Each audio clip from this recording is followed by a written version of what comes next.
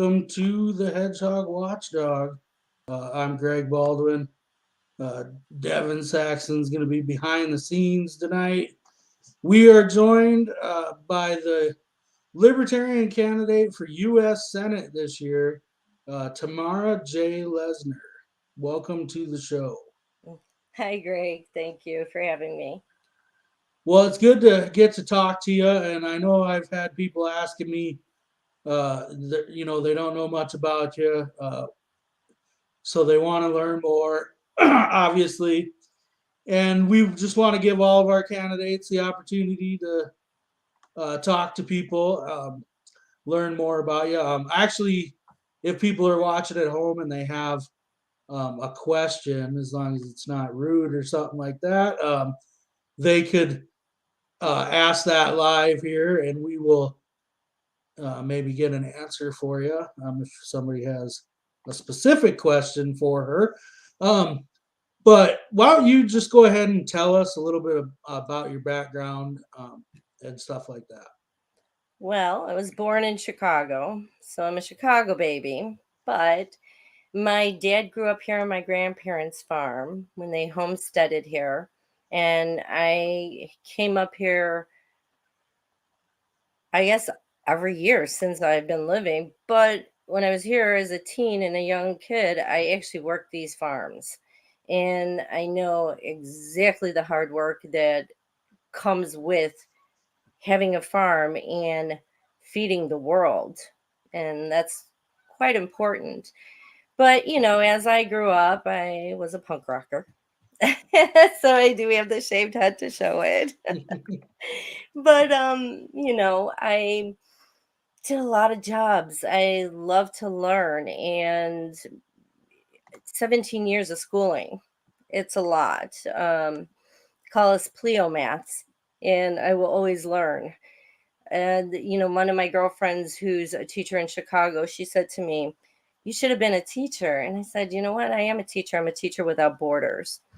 But, having all this background in education and actually graduating from NDSU with a bachelorette in bachelorette, yeah, a baccalaureate in science for zoology. And I just have an all around education, economics, psychology, sociology, microbiology, bacteriology. Um, you go on, virology. Uh, God, I could go on. 17 years is a lot. That's how long you were in school? Yes. Well, yes, but a lot of that was part time. I also was a mother, and my husband allowed me to go full time at one point, which was great. But then when he took a job up in Fargo, not all my credits came with that. So it's like I restarted. And just like anybody who's in college, you don't know exactly what you want to be when you start. I do remember my dad saying to me when I was really, really young, "What do you want to be?" And I said, "A zoologist." And, it never came back to me until later in life when I decided, you know what, that's exactly what I want to do. And I worked up at the Red River Zoo in North Dakota, and I worked with, endangered species, and, we were part of the species survival program. And it was a job I loved, and I love Yeah. working outdoors. So, and I've worked indoors, so. Yeah, that sounds like a cool job. We just went to the zoo. Did you? Which one? Oh, just the one up in Sioux Falls. Falls. Yeah, that's a nice Yeah. zoo too. They Yeah, have that red ain't too bad. pandas. Hmm? Yeah, I made a specific trip, tried to see them, but they were not outside, so we did not get to see the red pandas. Yeah, if it's too hot, they'll stay inside. They won't come out.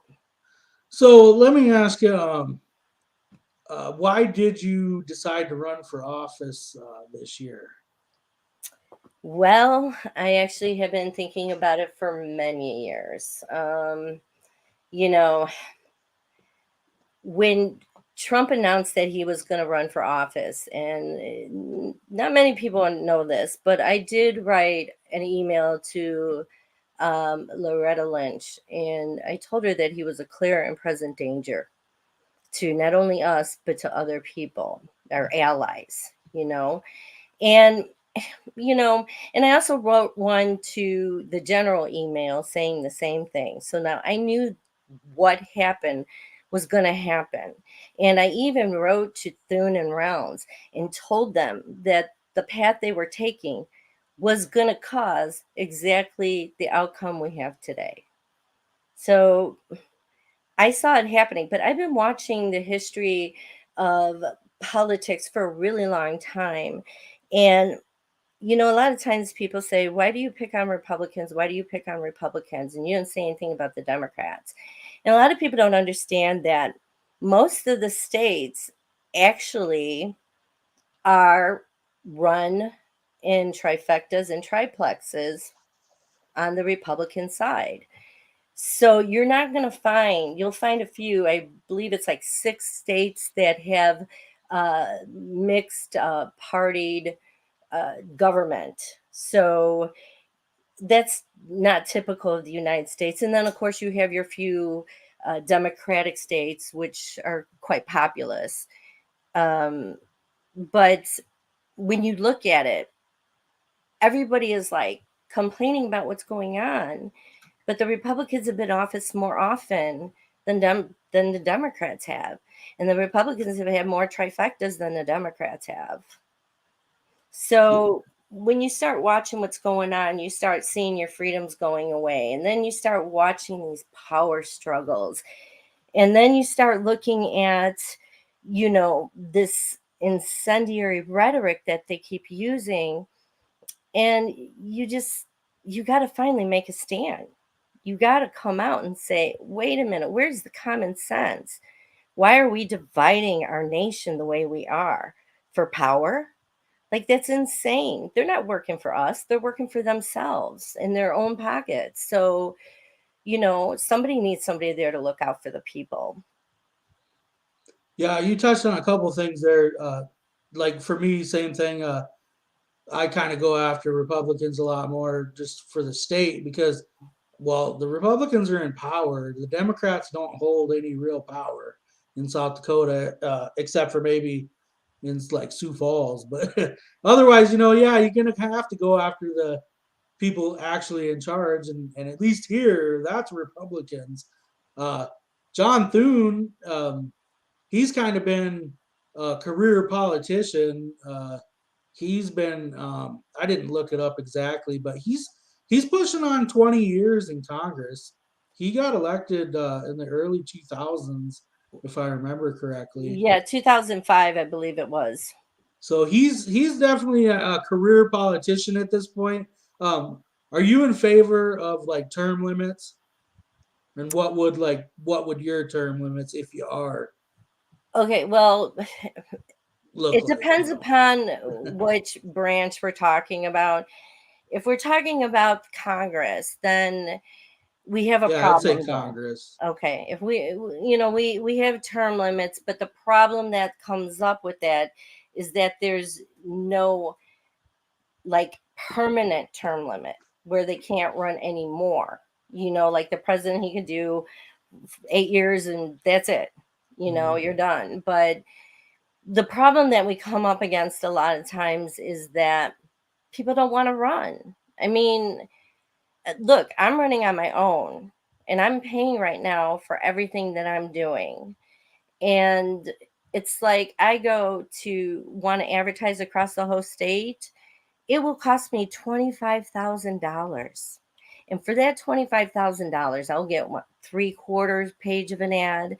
Then I would get 2 medium and then 3 small. That's what I would get for $25,000.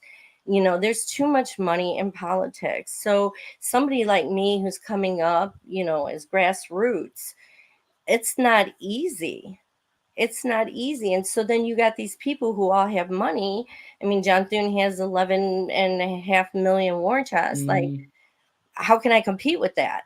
You know, like, I think that kind of argues in favor of term limits, though, because part of the reason that he has $11 million is, to put it mildly, he's been selling political favors for 17 years now. oh, for You sure. know, for And sure. so, like you just said, it makes it harder for you to compete because you don't have millions in the bank. And I don't even. We've had this discussion before, but I don't even know what you would spend $11 million on. You couldn't. It's like you couldn't even spend that amount of money on a South Dakota race. Like I don't know, just crazy to me. I just like I said, it makes it hard for anybody to ever want to come up against that. So then you find that people don't want to run. So the incumbent runs, he gets in because nobody's running against him. I know in South Dakota we've had some people running against him, which is good. And I'm just wondering if he's going to show up for the debate. I haven't heard anything.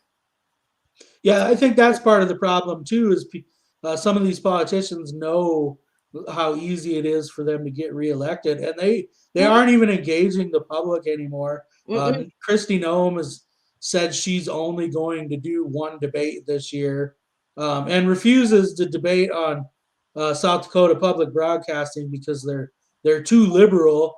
Um, but even if they are a liberal organization, you should get out there and talk to voters, and you should debate, and you should. Uh, but yeah, I mean, it's Well, great. That's the kind of stuff that is dividing the nation and making people hate people. It's insane.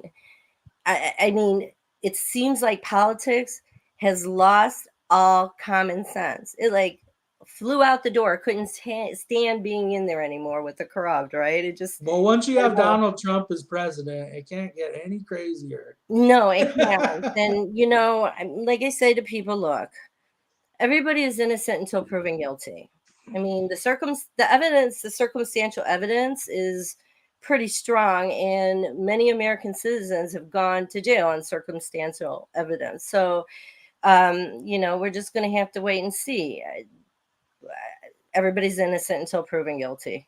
We have to go with that because right now the nation has got this theme going that you're guilty, and you don't even know the facts. Well, I'd say one thing that's dangerous if you're alluding to like the FBI rating Trump or whatever is that politics in America definitely seems to be a tit for tat game, Oh and it yeah. just keeps the snowball keeps rolling and getting bigger and bigger. So Wow. Yeah. you look at, I wasn't a fan of Donald Trump, but you can kind of look at how they really raked him over the coals for 4 years about everything, impeached him, etc.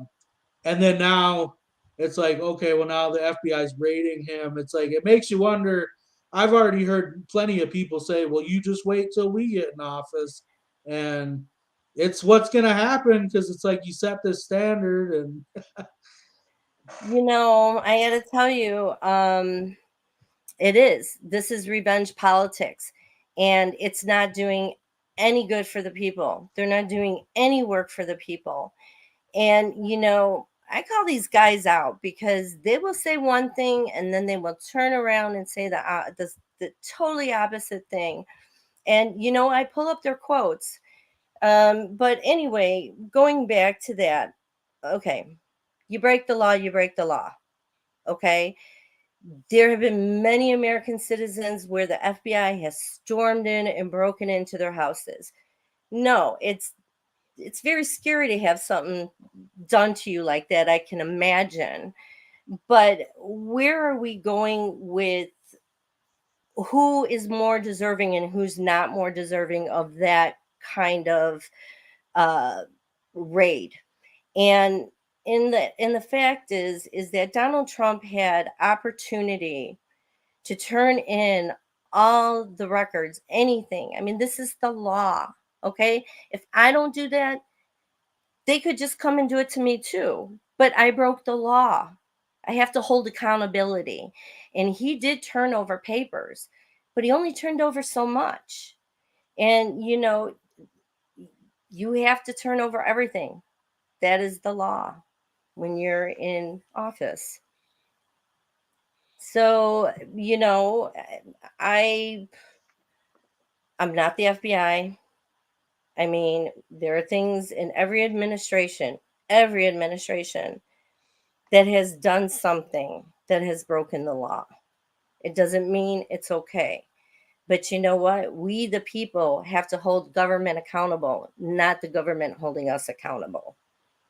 So, Well, yeah, yeah, Congress in general has failed to do their job. Like when we talk about like will be the wars overseas and stuff like that. You know, Congress is supposed to declare war, right. yet they haven't done that, and so the U.S. military apparently just has a blank check to conduct military operations wherever they see fit. Apparently, uh, you know what? So, like, let me ask you, what are your opinions? What are your stance on like war in general? I don't know if Biden was recently over in Saudi Arabia, and he was talking about protecting them from Iranian influence and this and that. But Saudi Arabia, I'm definitely one of those people that uh, I do believe in diplomacy, but Yes. Saudi Arabia are not good people. They're the type that stone gays. Yeah. Yeah. they are not good people. And to No. hear a president say that we are going to support you, and when he says that, he means militarily speaking. You know, it's not something I want to hear. Just what is your opinion on world policing? Let's just say, what do you think the military about the military things like that? It's a lot of Well, questions. I will say this. First of all, they always get the bum rap.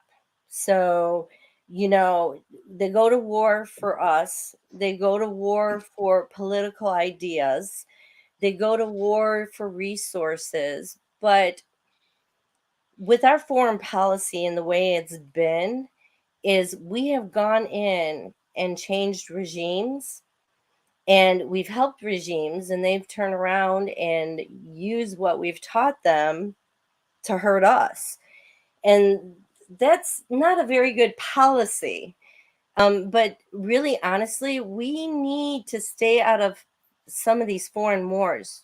I mean, I can understand when it's starting to affect the globe, then we all as a globe need to try to stop it, not just the United States. Do you know what I'm saying? Like what's Yeah, going on in the Ukraine? This is atrocious. And, we're not the police, but why isn't the rest of the world actually stepping up and saying, we need to stop this? Like, I know I'm not the only one, but Russia is really moving, and they're going to keep trying to swallow up those countries. And all those countries earned their independence, but now they have to fight for it. And while everybody's sitting back, here we are. We don't have food, we don't have grains, we don't have consumable resources to build things. And why is that? Because war. Absolutely war. It's absolutely atrocious. And I just wish, and I just watched Miss Congeniality. I wish there was world peace. you know? But really I do. I mean, I don't understand why people need to grab lands. Resources are scarce. We know that.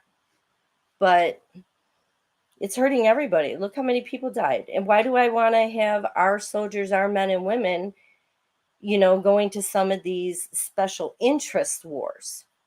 I It makes no sense to me. And they're not getting the support back home, which is hard. yeah, yeah. My brother, he served in Iraq and Baghdad, but it was almost more of a police role, than it was anything like the military of the past. These, uh, I guess, for me,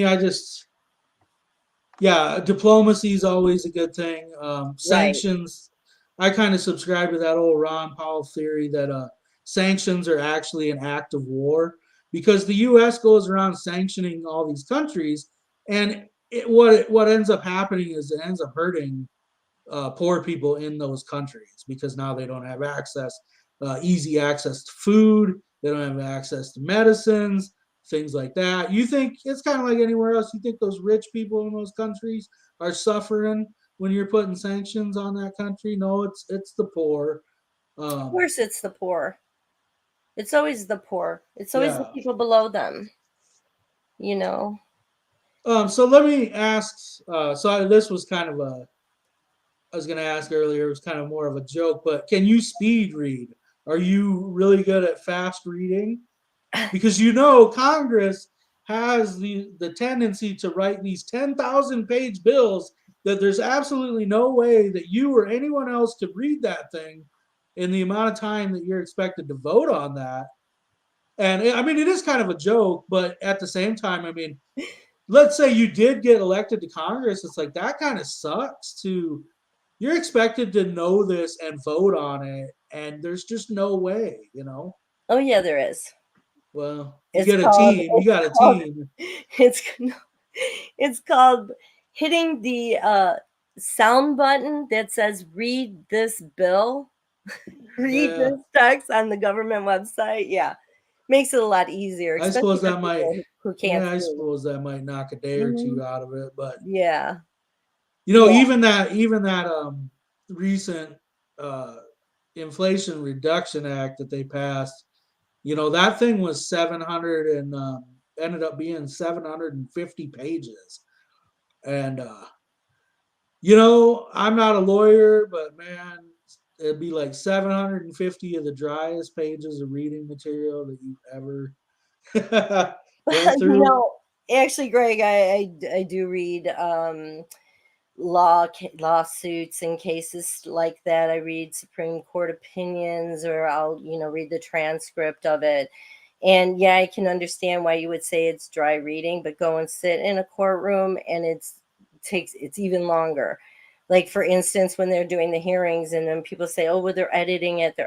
Well, what do you want to do? You want to sit through like 25 minutes of somebody saying, I got to speak to my lawyer, or there's objections and stuff like that. But yeah, it's it's gonna be interesting going there. It would And be a hard job. it'll be hard, but I'm willing to do it. I really am. And I just want to go touch back on one thing, because you were talking about the military and how it was like in the old days. And I had two uncles who were in the Vietnam War, and they were the grunts, so they went in the tunnels, and you can imagine how scary that would be. Mm-hmm. And sometimes I would stay, when I go into Minneapolis, St. Paul area, I stay at my uncle's house, and he tells me, whatever you do, if my alarm is blaring so loud and I don't shut it off, do not wake me. Do not touch me. And I totally understand it. And, the psychology that starts happening in our soldiers, and, our Air Force and all our military, it's debilitating. It's very debilitating. So yeah, I just want to touch back on that. I'm sorry. We can go on. Not a problem. I did have so speaking of though, like the length of these bills and stuff Hmm. like that. There's been bills in the past that have come up with like they never seem to go very far, but I like them in principle. There would be like bills like a single subject rule to Hmm. where you can't have a bunch of earmarks and a bunch of special interests. And like I get that that's how they get these bills to pass because that's what they do. It's like, well, I'm not voting for it, but hey, if you add this, I'll vote for it. But anyway, single subject rules. I think Rand Paul had one where specifically it couldn't be over like 1,000 pages or 100 pages or something like that. In theory, I kind of like those. What are your thoughts on those kind of bills? Well, personally, I think every bill should just be voted on the particular subject that they want to try to get passed. Yeah. When they start adding all this other stuff onto the bills, that's when we start getting the bottle stop. Because then now you've got another thing you're adding on to this vote. And you know what? This party doesn't like it. or the other party doesn't like it, and then all of a sudden we can't get the work done. So, and you know what, really honestly, how many more lawyers do we want in Congress? You know what I mean? Like, that's why these pages are like, 750 pages, because all the legalese in there. I luckily for me, I know what they're saying, but the average American isn't going to know what some of these things are. And the good thing about the bills, though, at least they give you the definitions. So if anybody did choose to read it, they could know the definitions of what they are. And they do have some small bills, but yeah, I think the bills should be a lot less so that people can actually access them and take the time to learn them. Because the more they Yeah, know, the more they can't be fooled by the rhetoric. yeah. Because I was looking earlier on the government's website at some of these bills, coming up, trying to come up with a couple questions. And anyway, even they, they just have to give you a general overview of what the bill's saying because there's no way to quickly tell you. But one thing I wanted to say, with like these single subjects or like you mentioned, voting on each individual thing. I mean, that would be great because I was looking at some of these bills and it's like there's some stuff in these bills that like three out of the five bullet points it's like I agree with, but there's like two things I don't really agree with Right. in this bill. So yeah, it'd definitely be nice to go in there and be able to do it one at a time. I think so too. And plus, then it would just be quicker. And then, you can get these things out quicker that you agree on. And then when you have other things, then you can take the time to go ahead and debate them. But speaking about that, I am totally against I mean, I do not want the filibuster at all. I think it hurts us. You It don't hurts want us. someone to read Dr. Seuss for 5 hours. Oh my God. Or the Mr. Potato Head argument from Jim Jordan, I believe it was. Like, really, that's the people's work. That is Yeah, the people's work. That's what we want you doing in your chamber. That's what we want you doing, right? a lot of these bills too. I was looking at earlier, like they haven't went anywhere. It's I'm like they sorry, what? passed. Oh, I'm just saying they haven't went anywhere. They've just kind No. of, they pass the House, but then they go to the Senate to die apparently. Well, you know what? Here's what I was thinking about this whole thing. And one of the reasons why nothing ever gets done is, again, we go back to this power play. Okay? And so when one party is in charge, they choose which bills they're going to bring up. The Speaker of the House, or the majority leader of the Senate. And so if they don't want a bill that might have passed through the other party, they don't want to bring it up. You know what I'm saying? So I really think the best way we can do this, which none of them are going to go for, so I'm probably going to get unpopular right here, is that we actually have like the parliamentarian, somebody like that who actually brings up all the bills. And so there is no partisan um, agenda just to bring up certain bills. So this person brings them all up, you know, independent. If we can get some more parties in, that would be great. You know what I'm saying? It'd be everything. And especially me, my libertarian bills, I say to people when I get there, because when I get there, it's not if, it's when I get there. Well, yeah, I've always said there's a great opportunity everywhere, actually, Congress, locally, whatever. But libertarians can agree on some issues with the right. They can agree on some issues with the left. And Mm-hmm. so by having a third party in there, we would probably, everyone would probably actually benefit because everyone would get a little bit more of what they wanted instead of Right. what we get, which is just political theater where you're not going to get what you want. Like they'll, like, for one of the things I've always hated about like Mike Rounds. I know you're not running against Rounds, you're running against Thune, but one of the things I've always hated about him is when he's running for reelection, he talks a big game about balancing the federal budget and being this fiscal hawk and whatnot. But then when Donald Trump's in office and the Republicans completely control the board, they got the Senate, the House, they got the presidency. They don't do anything, and so like that's kind of why I'm a libertarian, just generally, because I can see through the political theater. It's like none of you are actually going to do most of the crap you actually campaign on, and you Right. know, Right. Actually, because I believe ideas come from both sides. And I myself am a moderate because I do believe things should be conservative, like government spending. But there should be things that are more liberal, like civil liberties. But when it comes down to that, sorry, like shouldn't be scratching the TV, but when it comes down to that, um, we are the best of both parties. And I laugh because Andrew Yang, and I forgot the governor's name, but they want to come up with this party that's all moderate of Republicans and Democrats. And I laugh because basically that's like the libertarians.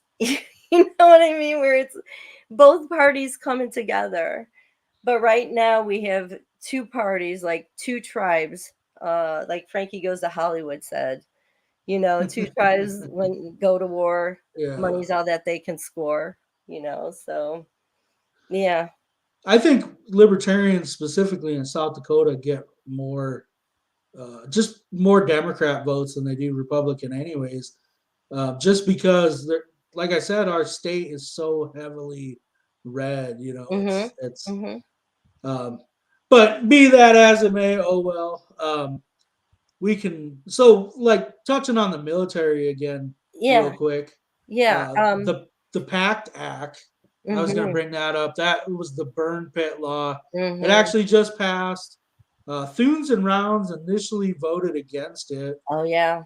but they eventually caved, voted for it. What do you think about taking care of veterans? Oh my god, like, okay, it might make me cry, so I have to hold up a little bit here, but these people put their lives on the line, and they come back and they don't have the adequate resources to deal with all the physical and mental issues that come with that. I mean, imagine having to kill somebody or having somebody who is part of your family, your military family, being killed in front of you or injured in front of you. I mean, this is horrible. We have a high number of homeless veterans killing themselves every day. And now we've got the government, who, by the way, do give experimental shots when you're in camp there. Mm, And they're coming here and they're saying, well, you know what? We don't care. We don't care. And John Thune in Rounds, wow, that was a slap in the face. And let me tell you, they didn't want to do it. And I understand this part of it is because of the extra money that was being put in there for other, as discretionary spending. I get that. But that is no reason to deny our men and women, these brave men and women. Yeah, and then they have to be pressured into doing it. And then what's really funny is I read an article headline. Oh, John Thune is happy to have passed the PACT Act. I'm like, What are you talking about? Hey, you didn't pass it the first time. If you were really happy, why didn't you pass it the first time? It's just party line, I would swear, but I will contain myself. well, yeah, it's always been funny because when it comes to like taking care of veterans, that's like the one issue that Republicans and Democrats supposedly 100% agree on. But again, that just kind of goes back to why I always think it's political theater, because it's like, Mhm. well, yeah, we 100% support our vets, but not that much. And No. from a libertarian stance, you can kind of look at it like, well, this is another reason why we shouldn't be putting our men and women in harm's way for for no reason, or for what they call U.S. interests, which might Right. just be an oil pipeline, or Right. Right. things like that. It's like, Exactly. that's not a U.S. interest, is not necessarily the are like the people's interest. Like, that's just you. But anyway, quit making so many veterans, and then it won't cost so much. Right. And you know what? They don't understand the full cost of it when you think about everything they go through. They just look at it as dollars and cents. They don't look at it as the person, Yeah. the individual. And it's not like our government not to you know, keep their treaties Oh and yeah. their word. So, I'm in there to do that. I'm in there to be, keep the word going. But yeah, that was pretty bad. I did meet yesterday. I was at the Day County Fair for like 11 hours, and I met many veterans, and it's they're like, we're doing okay, but the younger ones are having a hard time than what they had. But then again, some of them that were here didn't actually go to war. My uncle did. He was in both the Desert Storms, and I mean the Iraq War, and Desert Storm. And he's been around all that stuff. My uncle's had Agent Orange. So where are we when it comes to putting toxic pollutants on our soldiers? Where are we when we're, putting vaccines in us and we don't know what they are? Yeah. And why are we, being those who want to be an environmentally clean government, why are we burning toxic waste? Do you know what I'm Yeah. saying? Like, The Libertarian Party's always kind of called out the government for being one of the biggest polluters on the whole entire earth. mhm. So it's always funny to hear them talk about getting more environmental. It's like, you guys are the biggest freaking polluters. Well, yeah, but and I know there's regulations and stuff in this. They don't like, a lot of businesses don't like that, but why aren't they thinking cleanly? See, the science in me knows what's going to happen. The scientist in me, I'm sorry, knows what's going to happen, because what is happening to this world as far as heating up and what our future is going to be like is real. It's absolutely real. And I like to tell people this: you live in what is called a homeostasis, which means every chemical in your body has to be at a right balance. Your temperature has to be at a right balance for your body to perform what is needed. So when you get like 106-degree temperature, you're going to die. That's just fact. You either evolved where you can survive it, or you just die. And so when you really think about that, and you think about the heating oceans and the photoplankton, they're the ones that are producing most of the oxygen in the air. And when they die off, they also feed the marine life. When they die off, then those die off, and it's just a chain reaction that goes all the way up to us. So, you know, people don't like to look in the future, and they don't like to look in the past. If they looked in the past, then they wouldn't repeat history. If they looked into the future, then they could make a difference so that things don't happen. So, does that make sense as far as my environmental outlook on that as being a libertarian? 'Cause everybody, we won't survive this. Believe me. I know that sounds crazy, but it's I true. just I guess for me, I've always kind of thought that, like, it'll probably be, my thinking is, on a lot of these issues, it's like, it's going to be solved by technology. You're gonna see something happening, and somebody is gonna be coming up with a solution. I mean, it might not be here yet, but they're working on tons of. I've heard of, I mean, just tons of good ideas, Government tends to slow things down, I think.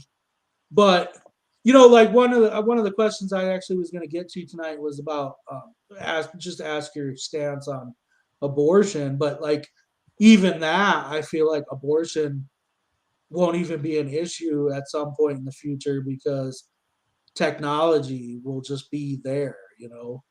Um, that if you wanted to get rid of a unwanted pregnancy, you'd be able to do it. Technology wise. I'm starting to feel like I'm in a sci-fi movie right now. Something about asthma, but anyway, um, well, let's go back to technology, and then I'll go to the abortion. Yeah, you don't have to address that Yeah, technology part. You can just go to your stance on abortion if you want. it's no, technology is sort of scary right now in a way. And the reason why I say that is we are now creating these AIs, okay?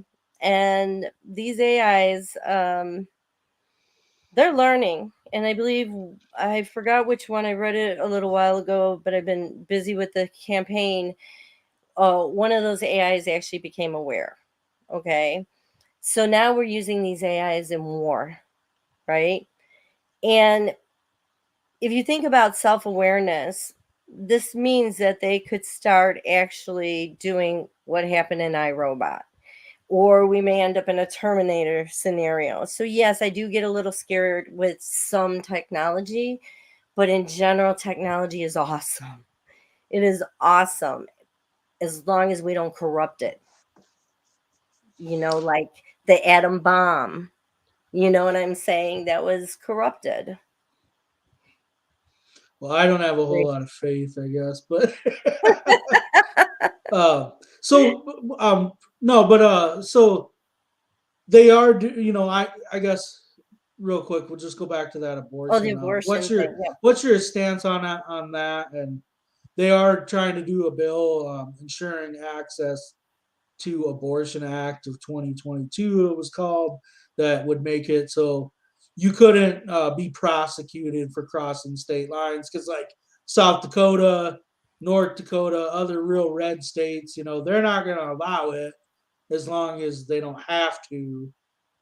Anyway, I'll let you. It's insane. It's absolutely insane that in this century, in this day, that women are being controlled by the government, and that the government is intruding on our autonomy in our bodies. And then to make doctors criminals, like, what they're actually doing is you're not going to have any OBGYNs and obstetricians because they're going to be afraid to practice. Midwives are going to be afraid to practice. Well, they usually give births, but still, help with the births. But it's atrocious what's going on. And, I'd like to tell people once you lose your freedom, it is hard to get it back. So, why are we allowing our government to do this? And the only reason why is because all checks and balances have flown out the window.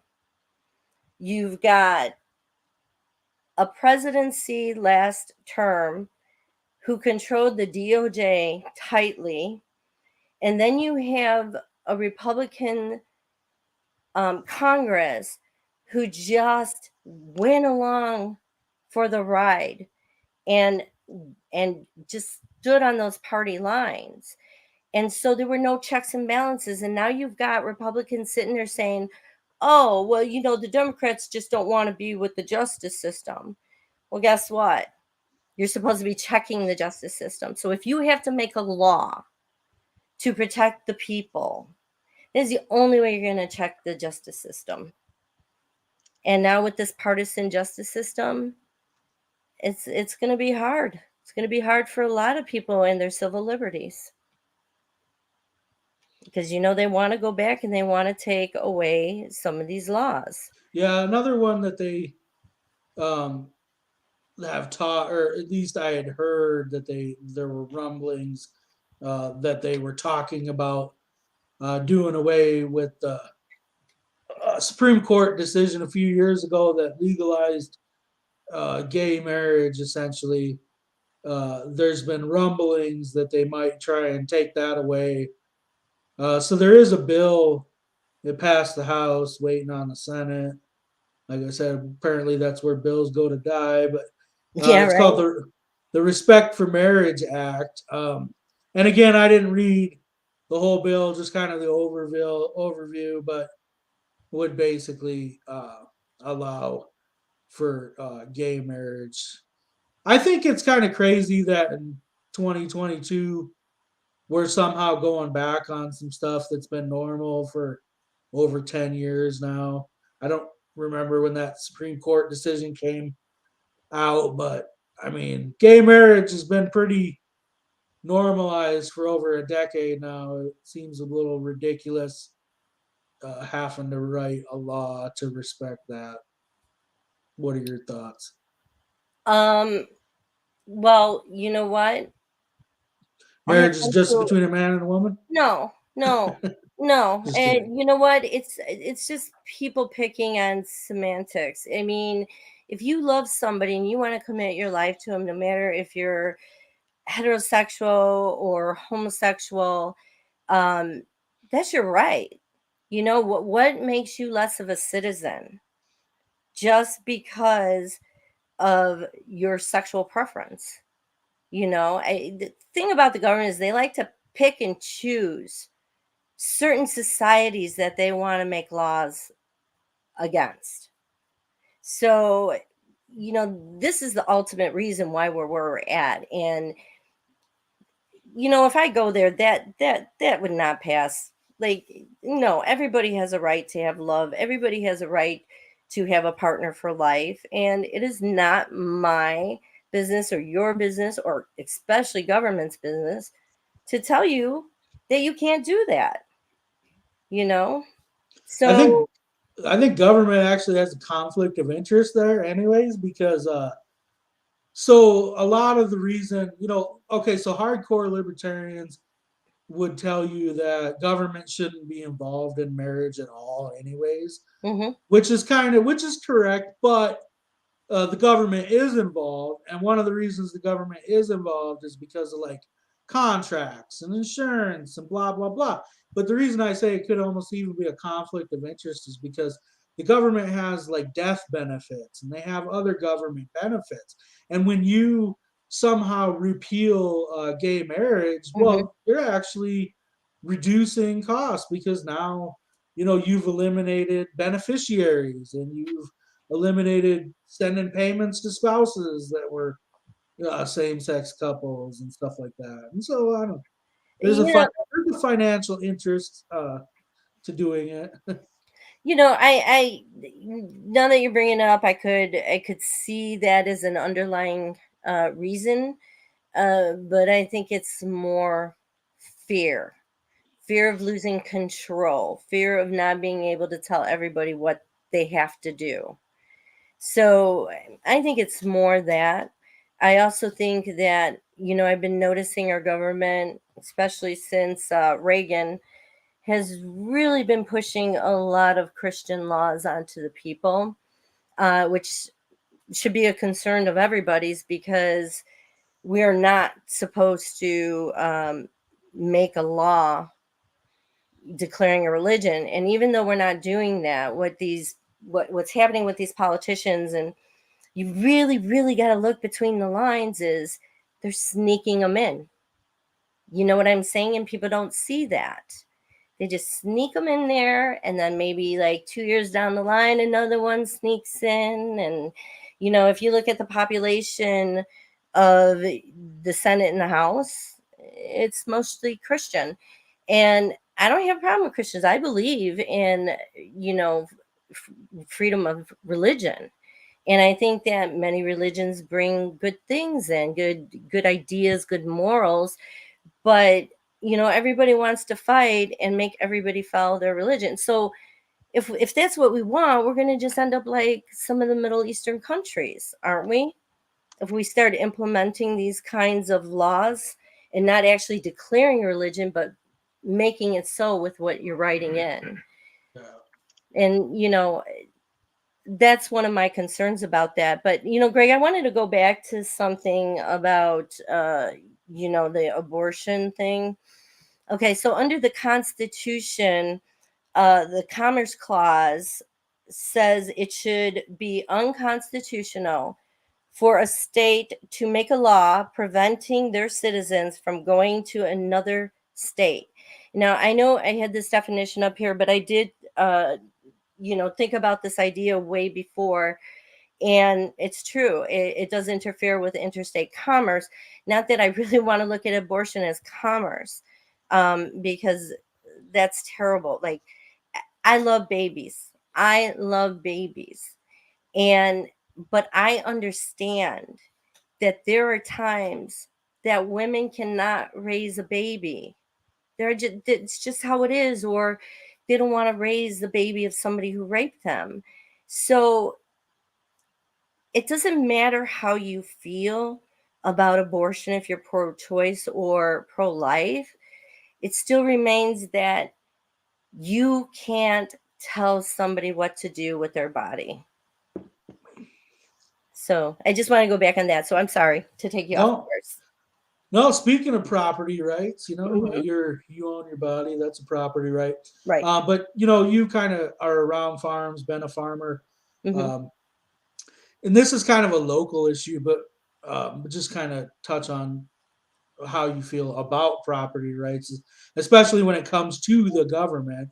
But I was reading an article last week actually, and it was talking about this CO2 pipeline coming through, or that wants to come through, be built through South Dakota.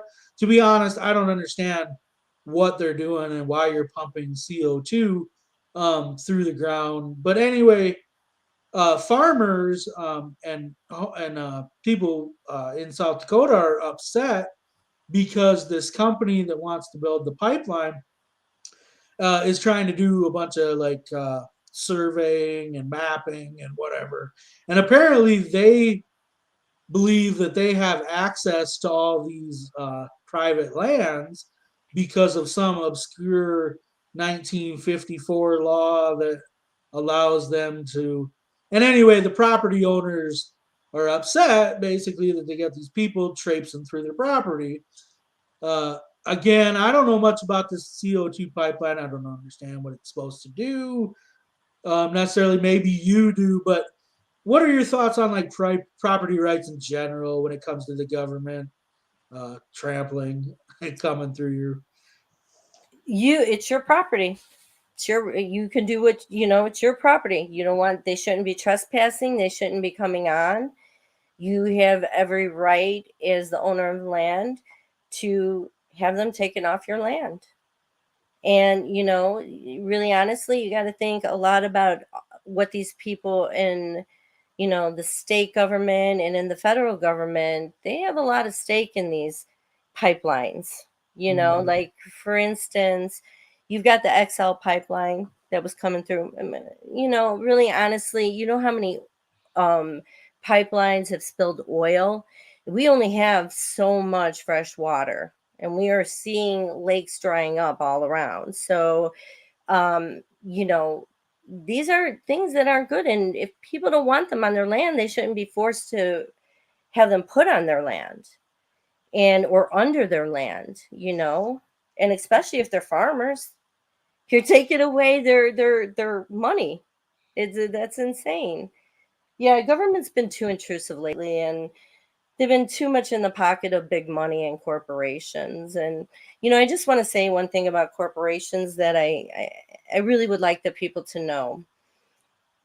It's like they always do these sneaky squirrel things. Okay, government and everything, they do it so you can't see it's happening. But we're seeing big corp buying up all these different industries. So we see them buying housing. We've seen them well, he's not part of the big corp anymore, but we've seen him come into South Dakota and buy land, North Dakota buy land, all over the state. They're in media, technology, they're in everything. And so what's happening now is they're taking over. They've been in for quite a while, making, putting big money in to make the laws. And they're making us dependent upon them. because now you're going to have to do housing through them. You're going to have to do health through them. You're going to have to get your food through them, and they're hurting the small businesses, and they're hurting free market, because how can you get in and compete with that? Do you know Yeah. what I'm saying? They have too much money. They have too much power, and too much power in a few hands. So, Yeah, I think the government hasn't definitely done a good job of like breaking up monopolies anymore. Um, mm, I wasn't really going to talk about healthcare too much, but like healthcare, especially I was not a fan of the Affordable Care Act. It tripled my healthcare costs in the matter of like 5 years. Like it really did. And everyone that I worked with, their healthcare coverage got worse, but it started costing more because the only way to reduce costs was to give you worse coverage. So as the employers, they had to pick the cheaper plan because otherwise we were paying out the ass. But anyway, the monopoly part of it is they somehow allow the healthcare provider to also become the insurer. So now you have to, like in Yankton, where I worked for a lot of years, the company I worked at had a Vera health plan. mm-hmm. A Vera health plan is only usable at a Vera health care system. Right, right. So they set the prices. That is totally a monopoly because you're the insurer and you're the provider. Who is working on the behalf of the patient and negotiating on our behalf? But You know? Craig, I will tell you, that is a question for my husband over here. He's a Oh yeah, he's a retired doctor. doctor. Yeah. So, he knows all about that. I mean, the healthcare system has been really tough. I mean, they've been weeding out the private practitioners. Um, really honestly, Greg, this would be a whole nother hour. Yeah, yeah. Okay, you know I what wasn't I'm expecting to go into it me talking about corporations getting too much power saying? and Yeah. I mean holy crap in the healthcare industry that's consolidated and I Yeah, mean I the mean, biggest employers in South Dakota are Avera and Sanford. right, So right. Healthcare is huge, agriculture is huge. But one of the biggest things is credit. So, like Sanford is the one who does all those cards that you go and, well, not all of them, but the credit card processing. So it's like there's a lot of money here. There's a lot of yeah. money in South Dakota. It's just the average person per capita is only making about 31,000, like 600 and something. But Greg, I would love to talk to you about healthcare one time, because South Dakota has uh, pretty much one of the worst healthcare um, system for women and babies and children. Hmm. So that would be another awesome topic to talk about, I think, and maybe have my husband on, so he can fill you in Talk on about it, some yeah. of that information.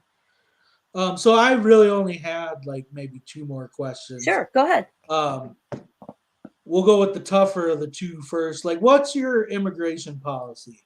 Um, the hardcore libertarian position would be open borders. I myself am more considered myself like an Ellis Island type immigration policy. Come in if you're not a criminal, you don't have infectious diseases. You know. That was a little invasive, huh? Well, they used to when you used to come to Ellis Island, they used to give you the whole body workup. Well, yeah. I mean, yeah, they didn't have medicine like we do today back then. Yeah. So, no, actually, I think that people need to come here through the legal system. Um, it's But would you make it easier? Would you, no, look, I've heard, I actually just read something, sorry to cut you off. I mhm, actually just read something where a guy had adopted a kid in Haiti and he was trying to bring him back to the United States. And just the immigration process alone was like $25,000. right. It's insane. I mean, and the other problem is that we don't have enough immigration judges to actually look at these cases. So then we got people waiting and waiting.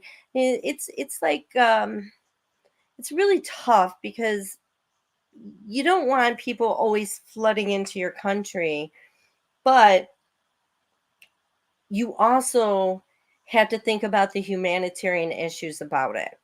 Because, I say to people, like, if you're living in a country and the drug cartels are killing your kids, or, trafficking your women, raping them, they're hungry, or you have a despot leader, what are you going to do? You're probably going to, or it's a war torn area, you're probably going to pack up what you can and you're going to leave and try to find a better place. I mean, that's everybody would do that, you know? It's either the fight or flight instinct, and most people would flee circumstances like that. So, yeah, no, I think they need to come through in the legal way. And if it's a humanitarian effort, then that can be coordinated throughout the world. And I think the world has an obligation to take care of the people. I think the way we do immigration is really weird, though. They set limit, like for one, they set limits, which is fine, but over the last like 5 6 years, those limits have steadily decreased, and they're really low right now. Hmm. Also, one of the ways they do it is they might say, however many thousand from this area, however many thousand from that area, however many thousand from another area, which I guess is just kind of weird. Um, but we interviewed a candidate from Iowa, and I asked him his immigration policy, and he basically said his was kind of weird. I'd never heard it before, but he basically said pay a $50,000 fee, and that was pretty much it. Otherwise, if you wanted to come work here and just work and then go home, seasonal workers, he said basically give them a visa if they want to work, but to actually become a citizen, his proposal was they pay $50,000, which Well, I don't know. if you're fleeing a country, Yeah, that's not happening. you're not going to have $50,000. Um, but yeah, it's pretty tough. I mean, most of the people who were coming through the border at the time anyway were from Central America. So, the immigration from Mexico had gone down, and it was really they were coming from Central America. Well, I So, will just say South Dakota, when it comes to like labor, last I heard, there was close to 30,000 unfilled jobs in South Dakota.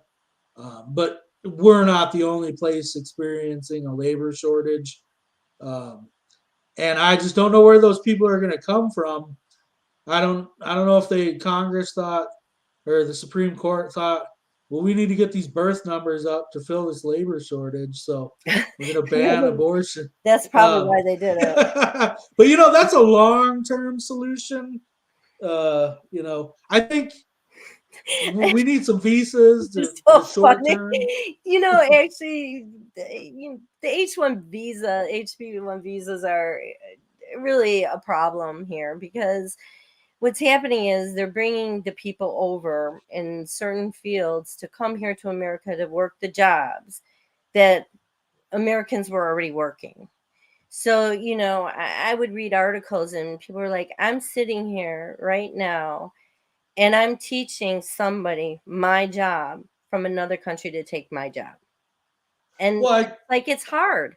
I tell you one thing they focused on, which actually is probably a downfall, is they focus on the high skilled labor, or the Mhm. high, or what they consider high value. There's a lot of doctors, nurses coming from Mhm. overseas. Mhm. I'm like you. I live in a small community, so if you got a community hospital nearby, they tend to be working there.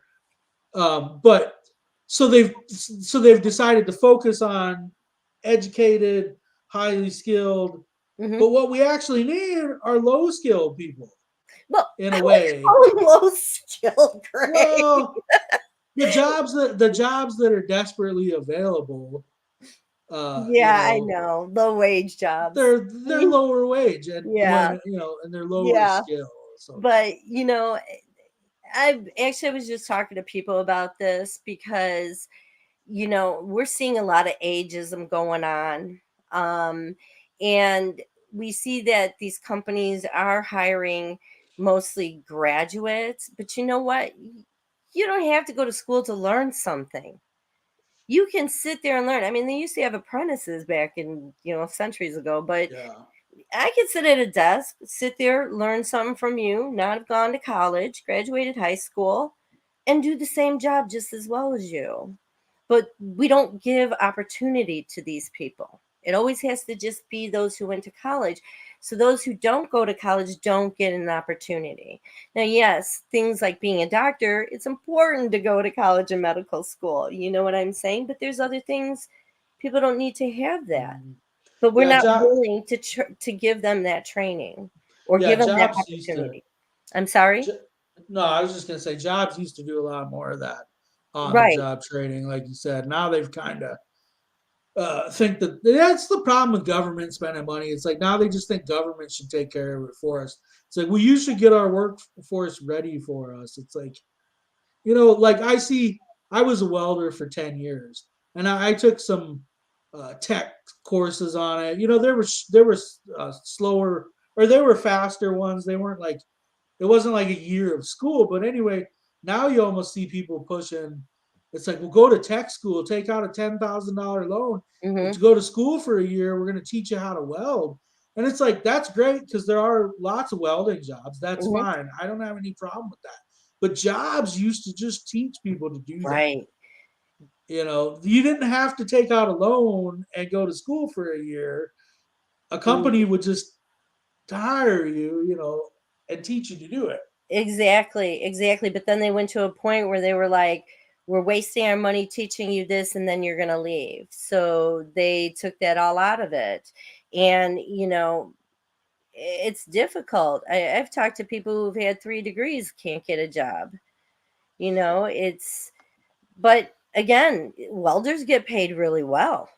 You guys make some good money. When I was in Lane Tech in Chicago, I actually took wood, sheet metal, and electric shop. So, and I had fun. I Yeah, did. I worked I in enjoyed it. manufacturing for about 12 years. It was a good career. It paid the best. I mean, honestly. No. Um, so yeah, Nicholas, he's our what is he? East River coordinator for the Libertarian Party of South Dakota. But he's going to give you a tough one here. Okay. What's your take on the federal minimum wage? Well, generally, that minimum wage is for federal employees. It's the states who choose to adopt it. Every state has their own minimum wage. South Dakota is $9 right now. So, do we want to pay more money in government? Well, if we want to make government smaller, then we're just going to have to like not keep raising it and giving them benefits that the average person doesn't get. Is that good for you? Is it good for you? Well, I know what he's getting. I know kind of know what he's getting at. Maybe, That's fine, maybe, but maybe I answered it wrong. Maybe I didn't understand it. Could you clarify that for me? well, I guess what I'm guessing he wants to know is, do you think a federal minimum wage is necessary? But you did kind of answer that, so you did kind of answer that. Yeah, Well, well, go ahead. you got to pay your federal employees. So, really anything that the federal government enacts that's like a federal benefit increase or the salary usually is just for federal employees. And then the states either adopt raising it or not. So, where you got some places like California where, they're making huge money but they have a higher cost of living than we do. So they may, to have the city succeed, they would probably set a higher minimum wage. So, we've seen states do that. And was it Washington or Portland who started the $15 wage, I believe it was? Um, don't quote me on those states, but yeah. Well, So, ours is going to be up there pretty high if they tie it to inflation. but you know what? Let me tell you why it's hard to get workers here in South Dakota because it's really interesting because we were a couple of people and I were having this discussion a few days ago. Um, Nobody wants to come here. What are you offering them? It's cold. You don't want to give them money, so you don't get doctors really. Like for the Native Americans, they're supposed to be able to have a hospital, and you can't get doctors to come. They even have housing for them, but they don't want to come here.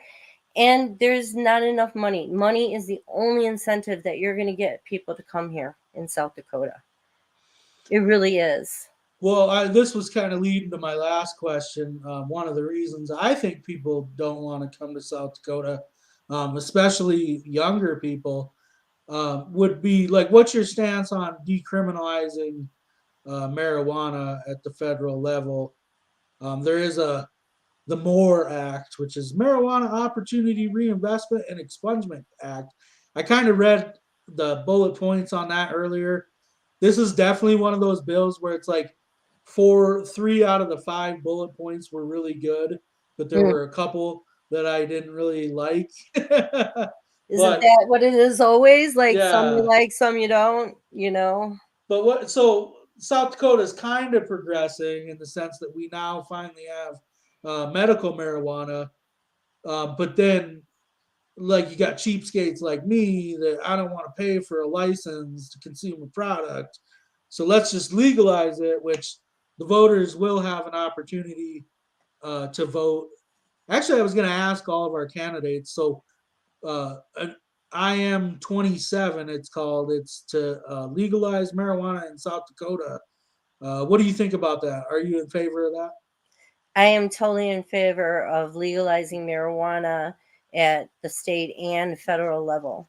And, you know, marijuana was written as a law to punish a certain group of people, again, as a lot of our laws are written for. And it really should have never been a class one drug. It actually, studies have shown that it really does help people both mentally and physically. MS, which I do have. A woman in London, actually was London, I believe it was. I know that Amsterdam was part of this story, but she was wheelchair bound, and she started using marijuana as therapy, and she actually started walking again. Marijuana has helped many of our soldiers to be able to cope with the issues that they're dealing with psychologically.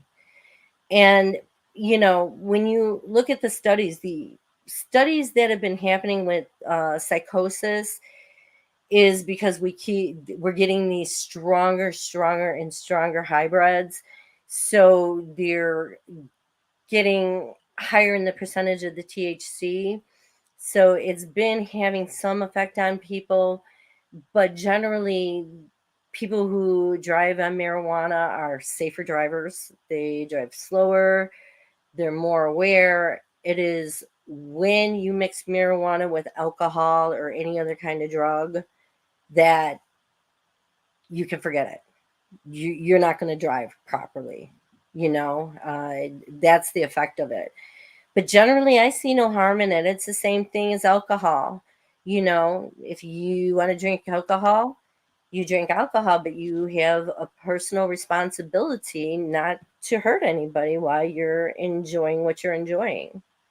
And, today it's so stressful and it's hard in America for anything, raising families, having a decent place, food, medicine, whatever it is, people need an escape. So they'll either drink, they'll exercise, they'll meditate, they'll smoke pot, they'll do something. That's just the nature of a human. Well, and I think it's very important to finally pass some kind of a decriminalizing bill in Congress because it's kind of like I was alluding to with like gay marriage earlier. It's like so many other things are in play with that. It's not just a piece of paper. Like I said, it's contracts, it's insurance, it's things like that. So when you talk about decriminalizing marijuana, it's like there's so many other things in play with that there would be benefits to actually decriminalizing it at the federal level, where they're like, well, we can't do it. It's against federal rules. Like right now, there's been like banking issues where it's Oh, kind of yeah, a cash only business, right. things like that. There's a lot more examples, but um, it's like government's actually in the way on this one. They are. They are. They've been in a way for a really, really long time. And if you look at the history of drugs, every time, like marijuana was like one of the first of them. And then, then they started creating something else, and you had LSD, and then, several other ones in there. And now where are we at? We're at fentanyl, and it's like every time you criminalize something, somebody's going to come up with something new. Somebody's Right? going to Like come up they with something cheaper, even if it kills them. yeah, they came out with that synthetic marijuana years ago, Oh, and yeah. that literally is terrible for people. It causes seizures. Hmm. Um, People, this is kind of not talked about, and the media isn't covering it, but people are actually dying in prison in South Dakota, and South Dakota is calling them natural deaths, but they are not natural deaths. They overdosed on synthetic marijuana. Wow. But synthetic marijuana, it doesn't show up in drug tests. So when they drug test these people, which is why prisoners and whatnot like that, because it doesn't show up on drug tests. But when it doesn't show up on a drug test, they don't know. And yeah, yeah. So that's just kind of interesting. But yeah, like you said, they just keep coming up with worse things. Where it's like if we would have just had the all natural uh, to begin with. And you know what? the Nature made it. Nature made it. I mean, George Washington was smoking it probably back then. I mean, because it's natural, it grows on the land. Yeah, I've been waiting my whole life for them to hurry up and legalize it. And I was thinking about it Yeah. the other day. It's like they've held us at least 50 years back. I mean, there's a farm just outside of town that started growing hemp. There's a bunch of local places that are now growing hemp. Uh, it's like they should have been doing this stuff for the last 80 years, or Yeah. you know, That's and because now you South had to wait. Dakota, yeah, because that's because South Dakota kept saying, no, we don't want you to grow hemp. And Nome was part of that. She didn't want it to go there. And, sometimes these people take personal experiences and they want to force other people to abide by what they went through. So, like with Nome and what she's gone through, it's like all of a sudden, well, no, nobody can have marijuana, and it probably wasn't even that. I don't know what the exact uh, drug that was involved, but you know, it is hemp. Our farmers could have been farming hemp years ago. Every Mm, governor, boom, boom, boom, boom, boom. No, no, no, no, no. And why? yeah. What was hemp going to do to you? There's no THC in hemp. Mm. Yeah, but Christy Nome was worried people were going to go out and pick it, Yeah, and then the or that they people. were going to grow the good stuff in between the bad Yeah, stuff. And it's like, no, that's not exactly, happening. exactly. But she did have some kind of personal issue that also helped her decide her vote. But Yeah. and I mean, I don't know the issue, so I am not putting anything out there because I don't do that. If I don't know, I'm going to tell you I don't know. So, what would you say, just in general, uh, like the war on drugs? What Yeah, failure? Is it going great? oh, come on. It's only gotten worse since the war on drugs started, right? Like, think Yeah, about it. And, once you had a war on drugs, it just gave more of incentive for the cartels to just start producing and smuggling it in because they knew people were going to want it. So, and the other thing is, why is America so fascinated with war on drugs, war on COVID? They really, where are the guns? Where are the tanks? well, Like, COVID. when the government says there's a war, what that means is for the next 20 plus years, we're going to talk about it. So Yeah, right. I guess war on drugs has been going since the 70s. So Well, 50 years of that one. well, it was the Reagan era that really brought it to the forefront. We used to joke around when I worked at the Chicago Mercantile Exchange was don't say no to drugs, say Noriega drugs. It's just so funny. I mean, I just like to laugh and make jokes, but anyway, I wasn't the first one who made that up. I won't take credit for that. All right, so I think I'm out of questions, but we're going to see you at Freedom Feast in 2 weeks. Is that Yeah, correct? yeah, and I'm looking forward to Huron. So we'll Yeah, have and then to talk about that. State Party got a booth at the state fair, and so we will go there for 5 days. You have to stop by and check it out. State we actually just got a button maker too, so Awesome. I'll make you some Tamara J. Lesnar buttons for the booth in Huron. Awesome. Thank you. I appreciate that.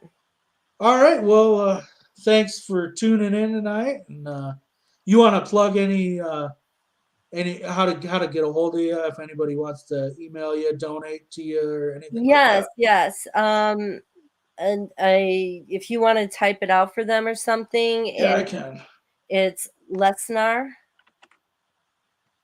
for U.S. Senate at, That's can that's I go what ahead? Yep. P.O. Box 144, Grenville, South Dakota, 57239. I'm sorry. What did you say the town was? Grenville, Oh yeah, okay. Grenville, and then Zip code 57239. 57239. And then my email is Lesnar and the number 4 SD US Senate at gmail.com. All right, I wrote the first one kind of like a web address. Oops, but they can figure that out. Yeah, I look forward to hearing from the voters and getting ideas on what they think I can do for them in the Senate. I know what I can do myself for them. I will tell them that I am not going to play this game of Republicans, Democrats. Okay. I'm going to come to you. I'm going to say, these are the pros, these are the cons. Okay. Because we don't need any more of that. Last time we had what was happening, we had the Civil War. Okay. And we're sort of on the brink of that if we can't get away from what these two parties are doing. So, yeah, Yeah, I would feel weird if we had a civil war because I could, as a libertarian, I couldn't really be on either side. I guess I'd just be a spectator.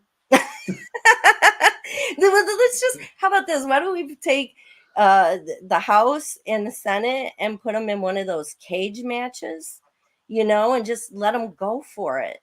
It'd be fun. I guess I'll bring the That would be popcorn. good. We could pay off the national debt by selling that pay per view for like Right? $150. More than that. Come on. Well, And yeah, the we'd have to level it for the people who don't have that much money. And then for the people who have a lot of money, we can charge them a lot more. well, yeah, it's gonna we're gonna need a lot because that U.S. debt's pretty high. Oh, it's terrible. And if you really want to go to Robert Reich. Okay, he was a Secretary of Labor, and he was a Secretary of Labor under Clinton and Bush, I believe it was. Either way, it was under two different parties. And if you watch his, I'll probably send it to you so you can link it to anybody who wants it. If you watch, every time a Republican was in office, the debt went up. And then when the Democrat came in, the debt went down. And then when the Republican went in again, the debt went up.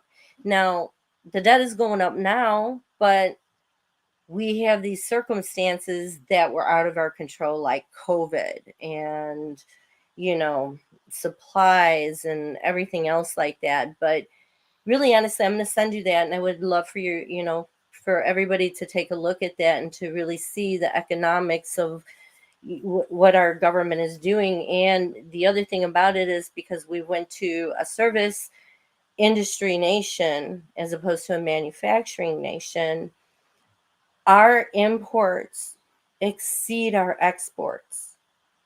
It's insane. So then you end up with like, what was it, 80 billion in like in a trade balance, below like minus 80 billion in a trade balance. Why? We need to bring actual manufacturing jobs back, that's for sure. We I need would to have agree a there. product, you know. I would agree there. All right, well, you guys can check her out at Freedom Feast. Come talk to her if you're in the Sioux Falls area. Otherwise, if you're in Huron and you go to the state fair, come see her at the booth and ask her some questions. And I'm going to try to walk, I'm going to try to take a day from Huron and just walk around Brown County Fair and see, just greet people there. I won't have a booth. I'll just, hi. They still get a lot of people up there. It's Oh, still they get a good. lot, Yeah. a lot, a lot. Yeah. All right. Well, thank you for turning in, and we'll talk to you later. Thank you for having me. And I hope we can do this again so we can talk on more issues. Yep. All right. All Share right. this with everyone you know. All right. All right. Bye. Bye.